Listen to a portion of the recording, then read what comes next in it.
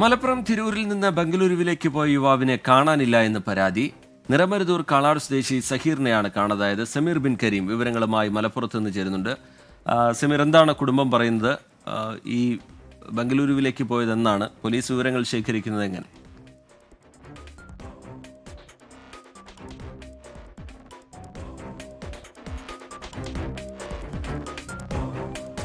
Sameer bin കരീമിലേക്ക് അല്പസമയത്തിനകം തന്നെ എത്താം. മലപ്പുറം തിരൂരിൽ നിന്ന് ബംഗളൂരുവിലേക്ക് പോയ യുവാവിനെ കാണാനില്ല എന്ന പരാതിയാണ് കുടുംബം ഉയർത്തുന്നത്.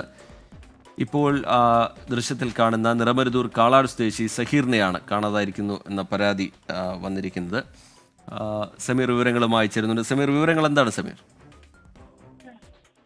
റേജിത്ത്, കഴിഞ്ഞ 1-ാം തീയതിയാണ് തിരൂർ നിറമരുതൂർ കാളാട് സ്വദേശി വടക്കേപ്പുറം സഹീർ എന്ന് പറയുന്ന യുവാവ് സുഹൃത്തിനൊപ്പം ബംഗളൂരുവിലേക്ക് പോകുന്നത്. തുടർന്ന് 2-ാം തീയതി വരെ അവിടെ താമസിക്കുകയും ചെയ്തു. 2-ാം തീയതി വീട്ടിലേക്കെന്ന് പറഞ്ഞ് അവിടെ നിന്നും മടങ്ങി എന്നുള്ളതാണ് ഈ സഹീറിനൊപ്പം ഉണ്ടായിരുന്ന സുഹൃത്ത് പറഞ്ഞത്.